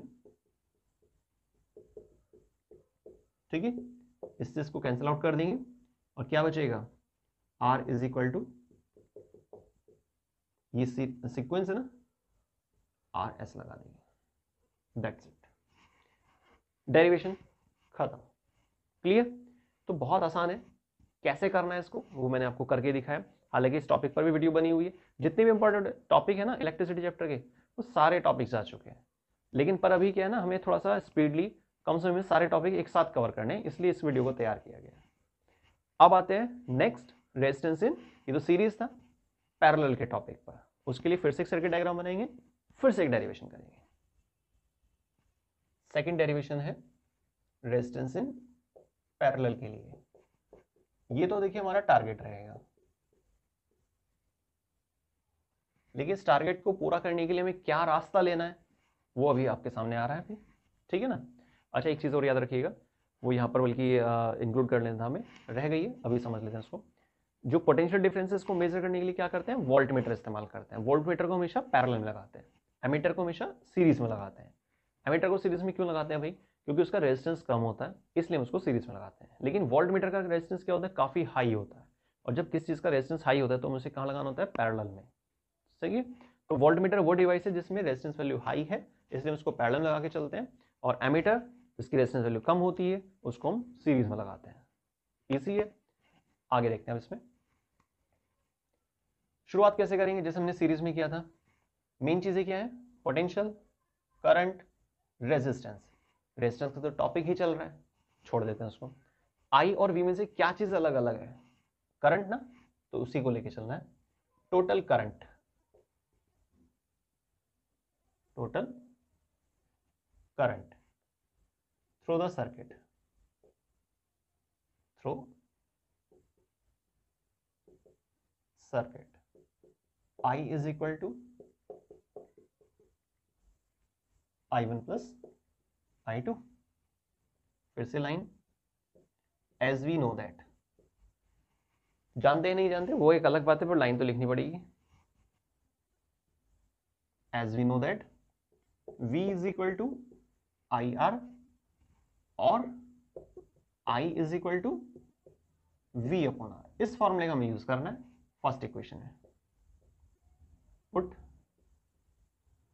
value of current in first equation, then we get, थोड़ा और बड़ा हो जाएगा है ना, तो यहां पर लिखते हैं हम इसमें I के प्लेस पर V is equal V upon में R, तो इसको हम हटाएंगे और V अपॉन में R डाल देंगे इसे। इसके प्लेस पर क्या आएगा? V upon R1, V upon R2। Next आपको क्या करना है? V कॉमन लेना है। V अपॉन R1 था ना, तो V बाहर चला गया तो क्या बचा? 1 upon R1, 1 upon R2, V upon में R, इससे कैंसिल। तो फाइनली हमारा आंसर आ चुका है। 1 upon RP is equal to में 1 upon R1 plus 1 upon R2। That's it, clear? ठीक है भाई, अगर एक काम कर सकते हैं आप सभी बच्चे, अगर आपको टॉपिक समझ में आ रहे हैं, लग रहा है कि हाँ भाई सच में इलेक्ट्रिसिटी में रिवाइज हो रहा है, बढ़िया से रिवाइज हो रहा है, तो लाइक कीजिए, कमेंट कीजिए, फीडबैक जरूर दीजिए, और एक और खास एक इंपॉर्टेंट चीज, वीडियो को मैक्सिमम शेयर कीजिए। इससे बेनिफिट क्या है? देखिए, शेयर करने में कुछ नहीं जा रहा है, आपके जो भी फ्रेंड है, जब उन तक ये वीडियो पहुंचेगी तो अगर उनमें से कोई क्लास 10 का स्टूडेंट होगा, उसका भी डाउट क्लियर हो जाएगा। ठीक है, क्योंकि अगर हम दूसरे की हेल्प करते हैं तो जैसे देखिए एक रूल होता है, नेचर का रूल है ये, जैसे ही हम एनर्जी एमिट करेंगे तो वैसा ही फीडबैक हमारे पास आएगा। हम अच्छे काम करेंगे तो हमारे साथ भी अच्छा होगा, ठीक है ना? तो इसलिए आप किसी की अगर हेल्प कर रहे हैं तो उसमें कोई बुराई नहीं। क्लियर? अगर आपको कंटेंट क्लियर है, आपको खुद समझ में आ रहा है, बढ़िया लग रहा है कि हाँ भाई अच्छे समझ में आ रहा है, रिवाइज हो रहे हैं सारी चीजें, तो आप ऐसा कर सकते हैं। बाकी कुछ भी अगर आपको डाउट होता है तो आप मुझे कमेंट कीजिएगा, जल्दी से जल्दी उसका रिप्लाई किया जाएगा, का कोई भी टॉपिक जो है एग्जाम में ना छूटे। ठीक है, बिल्कुल डाउट नहीं रहना चाहिए एग्जाम से पहले, डाउट रहेगा ही नहीं, क्यों रहेगा डाउट, मतलब ही नहीं। ठीक है, तो ये खत्म हो गया। अब आते हैं चैप्टर के लास्ट डेरिवेशन पे, नंबर 3 पर, हीटिंग इफेक्ट ऑफ करंट। बहुत आसान है वो भी। इसके लिए देखिए फॉर्मूला क्या होता है, H बराबर I स्क्वायर आर टी। थोड़े से इसके स्टेटमेंट भी सुन लेते हैं, क्योंकि यहाँ पे मैंने उसको अलग से मेंशन नहीं किया है। जूल एक साइंटिस्ट थे, जूल्स लॉ ऑफ हीटिंग भी बल्कि बोला जाता है इसको। उनका एक सिंपल सा मानना था कि भाई जब किसी कंडक्टिंग मटेरियल से करंट जाता है तो वहां पे हीट डेवलप होती ही है। इस टॉपिक के मैं आपको 2 एग्जांपल बता रहा हूं, बाकी 2 एग्जांपल आपको ढूंढने और आपको कमेंट करके बताना है, पता चल जाएगा कि आपने टॉपिक को कितनी गहराई से समझा हुआ है। ठीक है, ध्यान से समझिएगा। देखिए, जो जूल साइंटिस्ट थे उनका मानना था कि जब किसी कंडक्टिंग वायर, मतलब कंडक्टर से, मतलब सिंपल कह दीजिए वायर से करंट गुजरता है तो उसमें रेजिस्टेंस तो होता ही है भाई, नेचर ऑफ मटेरियल अभी मैंने समझाया था आपको। तो करंट की फ्लो करने की वजह से क्या होता है? हीट डेवलप होती है। ठीक है, ज्यादा हीट डेवलप नहीं होनी चाहिए। ये चीज किस पर डिपेंड करेगी? रेजिस्टेंस पर। ठीक है, इस चीज की कॉन्सेप्ट को समझते हुए हम यहाँ पे कुछ यूजेस का, कुछ एप्लीकेशंस का जिक्र कर सकते हैं, मतलब कहाँ हम इस टेक्निक का इस्तेमाल कर रहे हैं। प्रेस का, जैसे प्रेस होती है, प्रेस का टारगेट क्या है ये तो आप सबको पता ही है। अब प्रेस में क्या होता है ना, जो बेस पार्ट में प्लेट लगी होती है वो गर्म हो जाती है, उसी का हम इस्तेमाल करते हैं। ठीक है, तो जब आपने वायर को प्लग किया, सप्लाई आई, करंट आया प्रेस तक, प्रेस में क्या होता है, नाइक्रोम वायर लगी होती है जिसका मेल्टिंग पॉइंट बड़ा हाई है, वहां पे हीट डेवलप होती है। तो हीट वो डेवलप कैसे हुई है? प्रेस में लगी होती है नाइक्रोम वायर, जो एक अलॉय है जिसका मेल्टिंग पॉइंट हाई होता है। क्यों हाई होता है वो अभी समझाता हूँ आपको।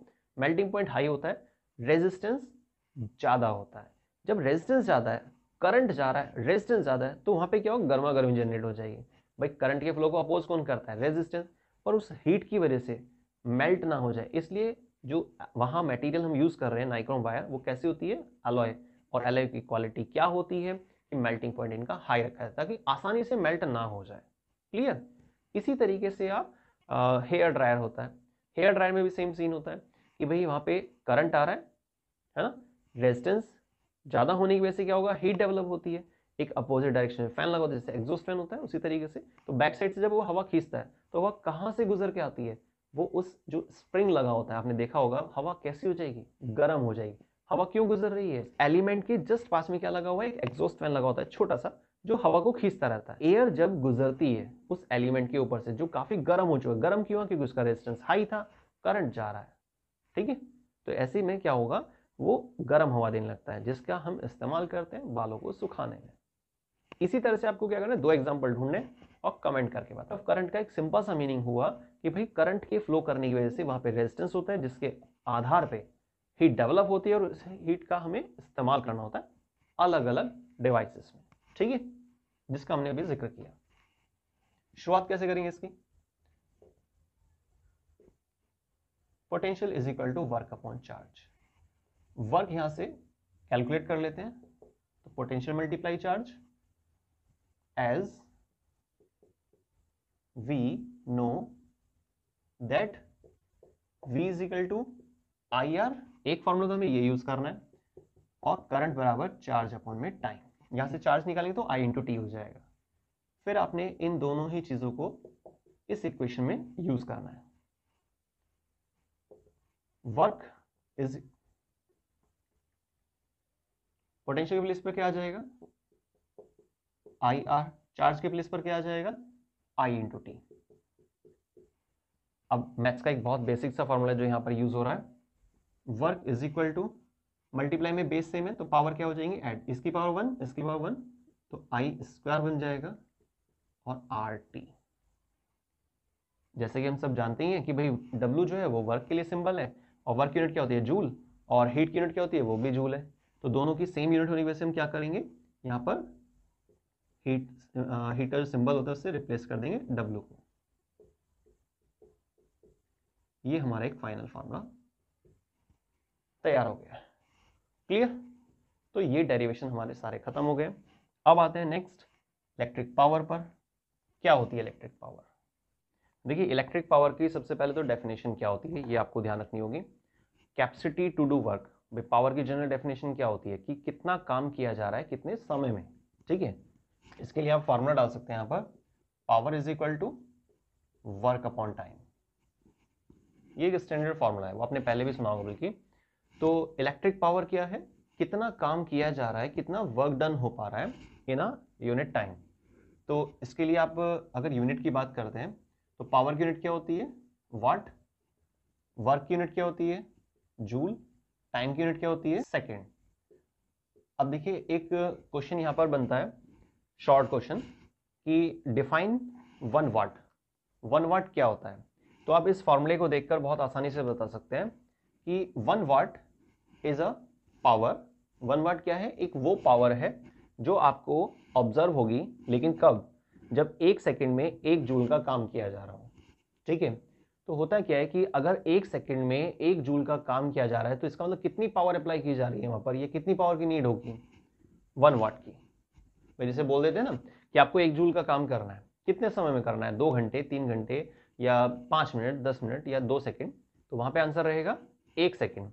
तो जब 1 जूल का काम किया जा रहा है और वो भी 1 सेकंड के अंदर, इसका मतलब पावर कितनी लग रही है वहां पर, 1 वाट। तो आप इस तरीके से 1 वाट को डिफाइन कर सकते हैं। बाकी इलेक्ट्रिक पावर की डेफिनेशन क्या है, capacity to do work in a unit time, तो कितना काम किया गया कितने समय में, सिंपल।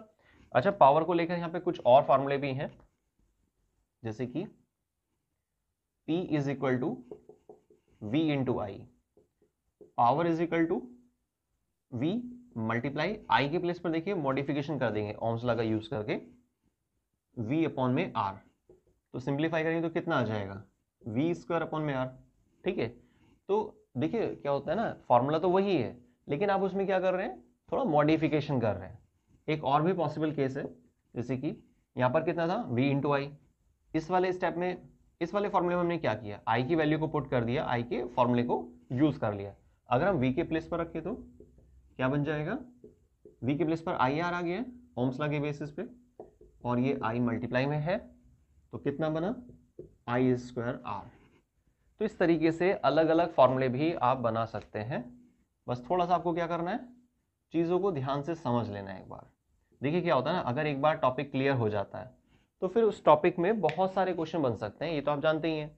उन मैक्सिमम क्वेश्चन को आप कर सकते हैं, लेकिन क्या ना वो चीज़ें आपको याद नहीं होनी चाहिए, क्लियर होनी चाहिए, है ना, डेप्थ से, मतलब फुल टॉपिक पता होना चाहिए आपको। तो इलेक्ट्रिक पावर का केस खत्म हो गया यहाँ पर। नेक्स्ट यहाँ पर बात आती है, अच्छा हाँ, एक और चीज छोटी सी, 1 हॉर्स पावर कितना, 746 वाट। ये भी एक रिलेशन काम आ सकता है, जैसे 1 किलोमीटर में कितने मीटर होते हैं, ये सब बातें वो तो जनरल सा है ही। बाकी 1 हॉर्स पावर में कितना वाटेज होगा, 746 वाट। ठीक है, तो कोई भी चीज़ अगर 746 वाट की है तो हम उसको बोल देते हैं कि भाई ये तो 1 HP है। ठीक, आपने जैसे किसी कोई मशीन वगैरह के केस में सुना होगा, 2 हॉर्स पावर का इंजन लगा हुआ है किसी मशीन में या किसी भी कार में या कोई भी एक्सवाइजेड चीज़ हो सकती है, तो 2 हॉर्स पावर का मतलब क्या है यहाँ पर, 746 मल्टीप्लाई बाय 2। क्लियर, तो आप वाट में बता सकते हैं या फिर HP के अकॉर्डिंग। क्लियर हो गई बात। अब आते हैं नेक्स्ट नंबर पर, फ्यूज और अर्थिंग। सॉरी, तो देखिए फ्यूज और अर्थिंग में हमें क्या कवर करना होगा। फ्यूज से पहले हम कुछ जनरल सी चीजें सुनते हैं। देखिए जो वायर होती है ना, वायर 3 तरह की होती हैं, लाइव वायर, अर्थ वायर और न्यूट्रल वायर। ठीक है, तो ये हमारे पास 3 तरह की वायर है, लाइव वायर, अर्थ वायर और न्यूट्रल वायर। लाइव वायर का काम सिंपल होता है कि करंट को कैरी करना, जो भी सोर्स है जहां से सप्लाई आ रही है वहां से करंट को लेना और एक डिवाइस तक पहुंचाना, सिंपल। इसका जो जनरल कलर हम यूज करते हैं साइंस के अकॉर्डिंग, वो रेड होना चाहिए। ठीक है, ऐसा नहीं है कि आप कोई और से कलर की वायर यूज करें तो उससे करंट जाने को मना कर देगा, ऐसी बात नहीं है, लेकिन क्या है, थोड़ा सिंप्लीफाई करने के लिए चीज़ों को। या फिर जैसे इलेक्ट्रिशियन आता है, किसी इलेक्ट्रिशियन ने कोई फिटिंग वगैरह किया है घर में, ठीक है, और कुछ प्रॉब्लम हुई कुछ समय बाद, अब वो इलेक्ट्रिशियन तो नहीं आ पा रहा है, आपने किसी नए को सेलेक्ट किया, तो उसको बड़ा डाउट होगा, कंफ्यूजन होगा, तो आसानी से वो पहचान सकता है अगर रूल्स के अकॉर्डिंग हम वहाँ पे चीज़ों को लेकर चल रहे हैं। ठीक है, तो लाइव वायर क्या करती है, करंट को कैरी करती है, सिंपल। न्यूट्रल वायर के बेस पे क्या होता है, इसका जनरल ब्लैक कलर हम यूज करते हैं, यूज करने की सलाह दी जाती है और सर्किट कंप्लीट होता है इससे। नेक्स्ट आता है अर्थ वायर, जिसका यहाँ पर टॉपिक भी कनेक्ट है, अर्थिंग, ये वाला टॉपिक जो है। देखिए अर्थ वायर क्या करती है, जैसे कोई आपके पास डिवाइस है, कोई इन्वर्टर हो सकता है या कोई भी इलेक्ट्रिकल अप्लायंस हो सकता है, तो हैवी अप्लायंस जिसको हम बोलकर चल रहे हैं, जिसमें वाटेज वगैरह थोड़ा ज़्यादा है, तो ऐसे में क्या होता है ना कि एक्स्ट्रा अमाउंट ऑफ चार्ज के आने की वजह से बहुत बार ऐसा देखा जाता है कि वहाँ पर करंट स्प्रेड हो जाता है उस मेटेलिक बॉडी पर। ठीक है, जनरली मेटल का केस होता है जो हैवी अप्लायंस वगैरह है। तो ऐसे में क्या होगा कि अगर वहाँ पर चार्ज एक्यूमुलेट हो गया है, एक्स्ट्रा चार्ज स्प्रेड हो चुका है, तो जब भी हम उसको टच करेंगे तो भी प्रॉब्लम हो सकती है, व्यक्ति को भी नुकसान हो सकता है। ठीक है, और खुद उस अप्लायंस के लिए भी ठीक नहीं है, तो ऐसी स्थिति ना बने। ठीक है, तो इसलिए क्या करते हैं, अर्थ वायर का कनेक्शन वहां पर स्टार्टिंग से ही जो हैवी अप्लायंस होते हैं वहां पे अर्थिंग का कनेक्शन दिया जाता है, अर्थ वायर का कनेक्शन दिया जाता है। तो वहां पे तीनों वायर आपको मिलेंगी, लाइव वायर भी होगी, न्यूट्रल, ये तो दोनों पता ही है आपको, बाकी अर्थ वायर का भी वहां पे कनेक्शन होता है। बेनिफिट सिर्फ इतना है कि भाई जब आपने, जैसे मान लीजिए कि ये कोई आपके पास डिवाइस है, कुछ भी हो सकता है एक्सवाइजेड, कुछ भी डिवाइस हो सकता है, जैसे माइक्रोवेव मान लीजिए आप, क्योंकि उसमें भी काफ़ी वाटेज होती है, गीजर वगैरह 2000 वाट के आसपास। तो यहाँ से जो वायर निकल रही है ना, इस वायर के अंदर तीनों पॉइंट्स मिलेंगे आपको। ठीक है, लाइव वायर, अर्थ वायर और न्यूट्रल वायर का। फिर यहाँ पर एक प्लग लगा होता है इस तरीके से, एक रफ डायग्राम से मैंने बना दिया। आप नोटिस करना जो भी कंपनी वगैरह के प्लग आते हैं तो उसमें भी मेंशन होता है L, N और E। L मतलब लाइव वायर, N मतलब न्यूट्रल वायर और E मतलब अर्थ वायर। ठीक है ना, ये चीज आपको वहां पर देखने को मिल जाएगी, या फिर आपने देखा भी हो, नोटिस भी किया होगा उसको। तो होता क्या है, इस प्लग में तीनों पॉइंट्स हैं, मतलब अर्थिंग का जो कनेक्शन है, अर्थ वायर का जो कनेक्शन है, वो पहले से ही दिया हुआ है। लाइव और न्यूट्रल की बात नहीं चल रही है, अभी हम अर्थ वायर को समझ कर चल रहे हैं। ठीक है, तो जब आप इसको स्विच को लगाएंगे, मान लीजिए ये बोर्ड था, ठीक है, यहाँ पर इस तरीके से ये पॉइंट्स था, इसको आपने इसमें अटैच किया, ठीक है, प्लग कर दिया। इसके बाद क्या होगा, तो मान लीजिए यहाँ पर आपके पास ये कोई मीटर वगैरह था, तो मीटर से आपने अर्थ वायर का कनेक्शन यहाँ पर कराया हुआ था। तो इन केस अगर एक्स्ट्रा अमाउंट ऑफ करंट यहां पर आ जाता है, यहां से यहां आता है और यहां से फिर इस डिवाइस पर फैलता है, तो अगर अर्थ वायर का कनेक्शन कंप्लीट है तो अर्थ वायर क्या करेगी, एक्स्ट्रा अमाउंट ऑफ चार्ज को ड्रेन करेगी और मीटर तक पहुंचाएगी, मीटर से फिर इलेक्ट्रिक पोल तक, इलेक्ट्रिक पोल से फिर जो मेटेलिक स्ट्रिप होती हैं, एल्यूमिनियम स्ट्रिप आपने देखा होगा, जो इलेक्ट्रिक पोल रहता है ना उसके साइड बाय साइड लगी होती हैं और अर्थ में काफी गहराई तक जाती हैं वो, ठीक है। उससे बेनिफिट क्या होता है, जो extra amount of charge drain किया गया ना अर्थ वायर के बेस पे, उसको अर्थ में पहुंचा दिया गया। और ये जो पूरा प्रोसेस है इसी को बोलते हैं अर्थिंग। लेकिन इस काम को करने में किसका यूज किया गया, अर्थ वायर का। क्लियर, बहुत सिंपल है। अगर हम शॉर्ट में समझें कि भाई अर्थ वायर का काम क्या होता है, एक्स्ट्रा अमाउंट ऑफ चार्ज को मेटेलिक बॉडी जो थी या जो इलेक्ट्रिकल अप्लायंस था जो वहां पर चार्ज स्प्रेड हो गया था, उस एक्स्ट्रा अमाउंट ऑफ चार्ज को ड्रेन कर लेती है और मीटर तक पहुंचाती है, और मीटर तक पहुंचाने के बाद फिर इलेक्ट्रिक पोल और देन फिर अर्थ। क्लियर, ये पूरा प्रोसेस अर्थिंग। तो आई थिंक क्लियर हो गया होगा आपको। नेक्स्ट नंबर पर आते हैं, फ्यूज। फ्यूज क्या होता है, देखिए फ्यूज एक सेफ्टी डिवाइस है, सब जानते ही हैं इसको, और इसको सर्किट के बिगिनिंग में लगाना होता है, सर्किट के स्टार्टिंग में लगाते हैं, ये भी आप पॉइंट नोट कर लेना। दूसरी एक और खास बात, लाइव वायर में जरूर लगाना होता है। आप लाइव वायर न्यूट्रल वायर दोनों में लगाइए, बेस्ट है, लेकिन लाइव वायर में तो कंपलसरी होता ही है, ठीक है। ऐसा क्यों, ये आप कमेंट करके बताइए कि भाई कोई व्यक्ति न्यूट्रल वायर में तो फ्यूज लगा रहा है, लाइव वायर में उसने फ्यूज नहीं लगाया, तो क्या सही रहेगा या कुछ प्रॉब्लम होगी। देखिए आपने टॉपिक स्टार्टिंग सब समझ रहे हैं, पूरा चैप्टर आपको क्लियर हो रहा है, तो आप इस छोटे से क्वेश्चन का आंसर कमेंट में मेरे को शॉर्ट में बताइएगा, ठीक है। क्लियर हो जाएगा कि आपको चीजें हाँ क्लियर हो रही है, अभी भी डाउट है, कुछ भी डाउट लगेगा तो आप बता दीजिएगा। तो फ्यूज क्या होता है, एक सिंपल एक सेफ्टी डिवाइस होता है जिसको हम सर्किट के स्टार्टिंग में लगाते हैं, पहली चीज। दूसरी चीज कि हम इसे लाइव वायर में ही लगाते हैं, ऐसा कहा जाता है। बाकी आप न्यूट्रल में लगा रहे हैं और लाइव में नहीं लगा रहे हैं तो उससे क्या नुकसान है या फायदा भी हो सकता है या कोई दिक्कत नहीं है, वो आप कमेंट करके बताना, ठीक है। तो सर्किट के स्टार्टिंग में पहला पॉइंट, दूसरा पॉइंट लाइव वायर में कनेक्ट करना चाहिए, और तीसरा पॉइंट सीरीज में लगाते हैं, ठीक है। अब सीरीज में लगाने का मतलब क्या है भाई, जैसे लाइव वायर आ रही है तो उसमें आप कट करेंगे और फ्यूज को वहां पे कनेक्ट कर देंगे, सही। तो ये हमारे पास इलेक्ट्रिक फ्यूज का टॉपिक हुआ। नेक्स्ट नंबर पर आते हैं न्यूमेरिकल्स, जो यहाँ पर लिखा हुआ है। देखिए न्यूमेरिकल्स में इलेक्ट्रिसिटी है ना, चैप्टर बहुत इंपॉर्टेंट है, मैंने आपको स्टार्टिंग में बोला था। वैसे देखिए लाइट चैप्टर भी बहुत बढ़िया है, क्योंकि क्लास 12 में फिर से मिलेगा आपको ये लाइट चैप्टर रिपीट में। 10th का तो काफी सारा सिलेबस बल्कि 12th में मिल जाएगा आपको, लेकिन जो 10th की हम बात कर रहे हैं तो इलेक्ट्रिसिटी को इंपॉर्टेंस मेरे हिसाब से ज्यादा इसलिए दी जा रही है क्योंकि यहाँ पर है ना टाइप्स ऑफ न्यूमेरिकल है, इसमें बहुत सारी वैरायटी, नॉलेज आपको बहुत बढ़िया से हो सकती है अगर आप इलेक्ट्रिसिटी पहले चैप्टर को क्लियर कर लीजिए, ठीक है ना। और उसके बाद फिर जो न्यूमेरिकल से जितने भी टाइप्स है, सभी टाइप्स में दो दो न्यूमेरिकल आप प्रैक्टिस के लिए डाल सकते हैं उसको, क्लियर। ऐसे चांसेस बहुत कम होते हैं कि भाई मैंने आपको या फिर किसी ने भी आपको 2-3 क्वेश्चन बताए कि भाई इसी में से क्वेश्चन आएगा, हो सकता है मिल जाए, तो आप सोचेंगे भाई ये तो पेपर ही लीक कर दिया इन्होंने, है ना। लेकिन ऐसा बाई चांस की बात है, क्योंकि देखिए बोर्ड में जो पेपर तैयार किया जाता है उसमें जो भी इंपॉर्टेंट टॉपिक्स हैं मैक्सिमम उन्हीं को लेने की कोशिश की जाती है। पर बहुत बार होता है, ऐसा भी नोटिस किया गया है बल्कि लास्ट एग्जाम्स वगैरह में, कि कुछ कोई टॉपिक है इंपॉर्टेंट नहीं है फिर भी उसमें से क्वेश्चन आ गए। तो देखिए इन सब चीज़ों को सुनने के बाद क्या पता चल रहा है, कितना अच्छा रहेगा हम रिस्क खत्म कर देते हैं। रिस्क को खत्म करने का एक आसान तरीका है, आप शुरू से लास्ट तक सारा मटेरियल डिटेल में पढ़िए। पहला फायदा क्या होगा, आपके जितने भी क्वेश्चन होंगे वो आप आराम से कर देंगे, ठीक है। कोई अगर नया क्वेश्चन आता भी है, बाई चांस आपने उसको नहीं देखा है, उससे रिलेटेड आप समझ नहीं पा रहे हैं, तो भी आप उस क्वेश्चन को सोचकर समझकर कर सकते हैं, क्लियर। और दूसरा सबसे बड़ा फायदा पूरा सिलेबस करने से जो होता है, मेरे हिसाब से जो ज़्यादा जरूरी है बल्कि फर्स्ट नंबर पे होना चाहिए, वो आपको नॉलेज उस क्लास की बहुत बढ़िया से हो जाएगी, ठीक है ना। और नॉलेज के लिए हम क्लासेस में एंटर करते हैं, खाली मार्कशीट लेने के लिए हम एंटर नहीं करते हैं, ऐसा होना चाहिए, ठीक है। खैर चलिए, तो फ्यूज और अर्थिंग का पता चल गया आपको, न्यूमेरिकल की बात चल रही थी। तो देखिए न्यूमेरिकल में काफ़ी सारे टाइप्स हैं, जैसे हम यहाँ पर नोट कर लेते हैं इसको। एक टाइप आता है आपके पास इलेक्ट्रिकल एनर्जी का। इलेक्ट्रिकल एनर्जी का फॉर्मूला आपको मालूम होगा, पावर इंटू टाइम।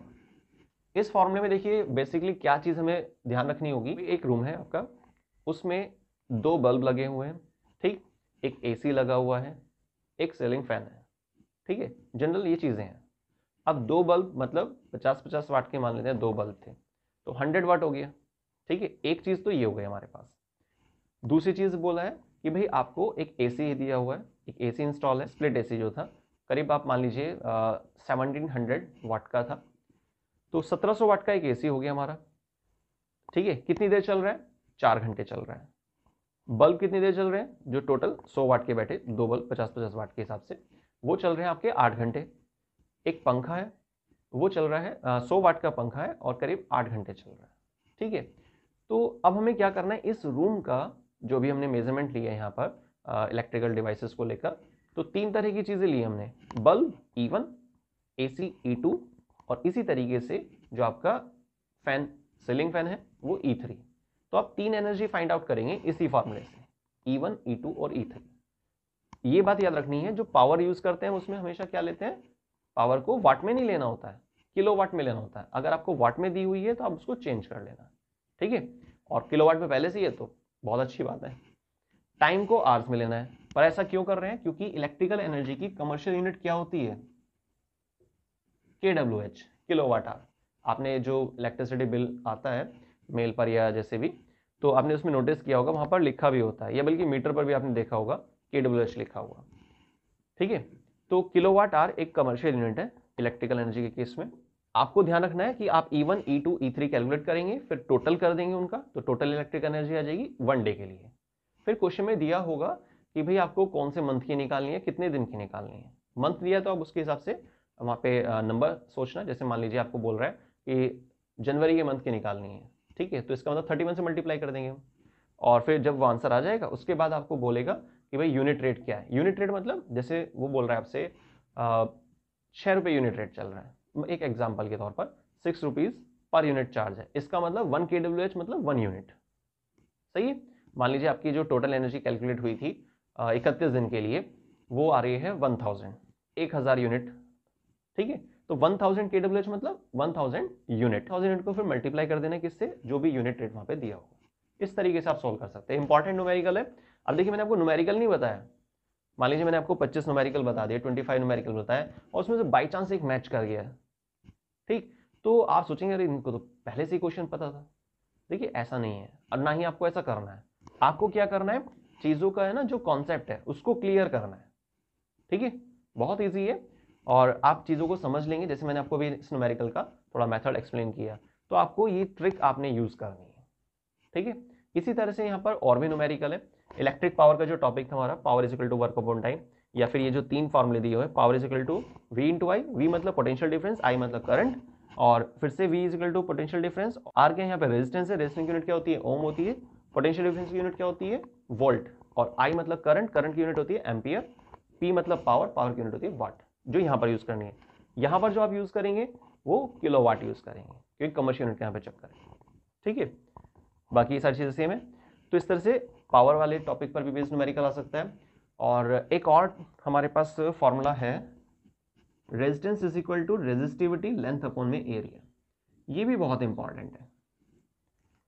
देखिए यहाँ पर 4 चीजें, जनरली होता क्या है कि आपको रेजिस्टेंस दिया होगा 10 ओम 20 ओम जितना भी है, रेजिस्टिविटी वो भी गिवन होगी। रेजिस्टिविटी यूनिट क्या होती है? ओम मीटर होती है ना।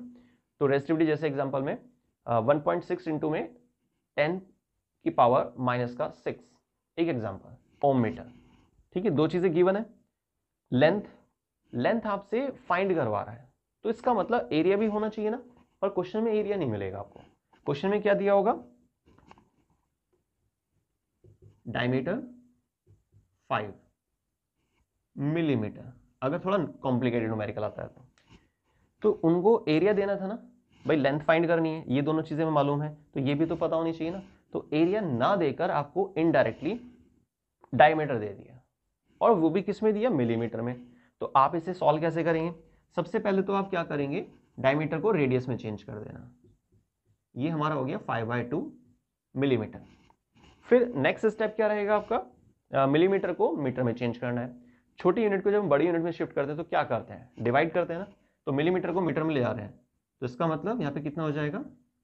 5/2, और डिवाइड बाय में कितना आ गया?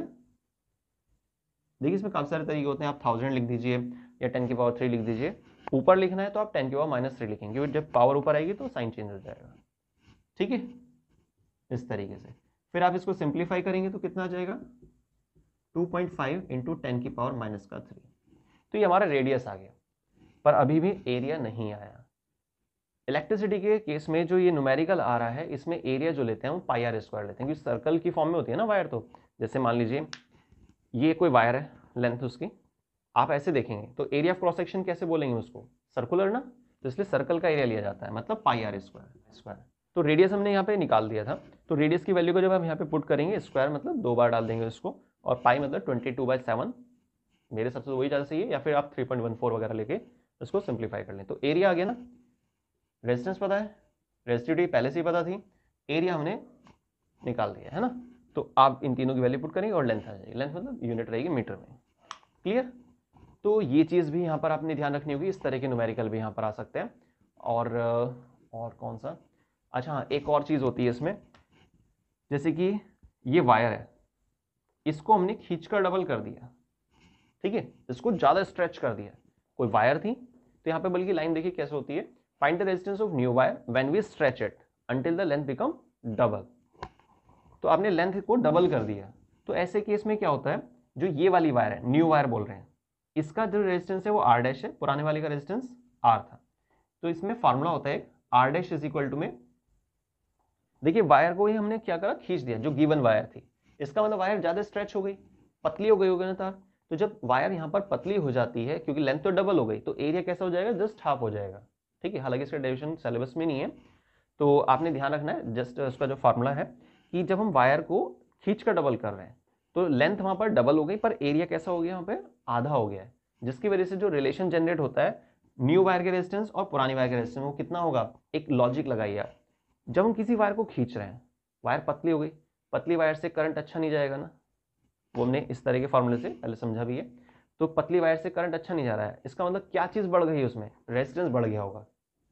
तो इसका मतलब जब वायर पतली हो जाती है तो रेजिस्टेंस बढ़ जाता है, और बढ़ने वाले केस में हम क्या करेंगे, मल्टीप्लाई। क्लियर, थोड़ा सोचिएगा, बहुत आसानी से समझ आ जाएगा। डाउट लगेगा तो आप कमेंट कर सकते हैं, और आपको जल्द से जल्द उस टॉपिक को क्लियर कराया जाएगा। ठीक है, अब दूसरा अगर हम केस लें, ये कोई वायर थी, इसको मोड़कर डबल कर दिया हमने, तो लेंथ कैसी हो गई है, आधी हो गई है, लेकिन एरिया कैसे हो गया, डबल हो गया है, मोटा हो गया है। और मोटी वायर से तो करंट अच्छा जाता है, इसका अंदर रेजिस्टेंस घट गया होगा। तो इस बार हम क्या करेंगे, R dash is equal to में R/4। ये दो फॉर्मूले भी यहाँ पर रीजनिंग के तौर पर काम आ सकते हैं, इसमें से कुछ भी एजर्शन रीजन वगैरह या कोई भी क्वेश्चन आ सकता है। क्वेश्चन की चिंता मत करिए, आप देखिए, है ना, आपने क्वेश्चन की थोड़ा बहुत प्रैक्टिस करनी है, बाकी चैप्टर पे फोकस करना होता है। क्लियर हो गया, ठीक है। बाकी छोटे छोटे फॉर्मुले जो हमने स्टार्टिंग में समझे, जैसे कि करंट बराबर क्या होता है, चार्ज अपॉन टाइम होता है, और V इक्वल टू क्या होता है, IR होता है ओम्स लगे बेसिस पे, और potential is equal to work upon charge होता है। ठीक है, और एक हीटिंग इफेक्ट ऑफ करंट आया था, H बराबर I² RT है। तो इस तरह से काफ़ी सारे फॉर्मूले हैं, ये सब चीज़ आपको हमने बता दी हैं। ये सारी चीज़ें आई थिंक आपको क्लियर हो गई होगी। फिर भी अगर कुछ डाउट बचता है तो प्लीज़ आप कमेंट करके फीडबैक ज़रूर दीजिएगा। वीडियो अगर पसंद आती है, आपने उसको अच्छे से समझ लिया है और आपको समझ में भी आ गई है, टॉपिक आपको क्लियर हो गए सारे इलेक्ट्रिसिटी चैप्टर के, जो हमने रैपिड रिवीजन की वीडियो में कवर किए हैं, तो प्लीज़ वीडियो को लाइक कीजिए, कमेंट करके फीडबैक ज़रूर दीजिएगा, और अपने क्लास 10th के जो जितने भी फ्रेंड्स हैं सभी के साथ वीडियो को शेयर कीजिए, जिससे कि उनका भी जो डाउट है वो क्लियर हो सके। ठीक है, बाकी वीडियो को स्टार्टिंग से लास्ट तक देखने के लिए बहुत बहुत धन्यवाद। आज के वीडियो बस इतना ही, मिलते हैं नेक्स्ट वीडियो में एक और नए इंटरेस्टिंग टॉपिक के साथ, या फिर रैपिड रिवीजन की नेक्स्ट वीडियो के साथ। मिलते हैं नेक्स्ट वीडियो में रैपिड रिवीजन की नेक्स्ट वीडियो के साथ।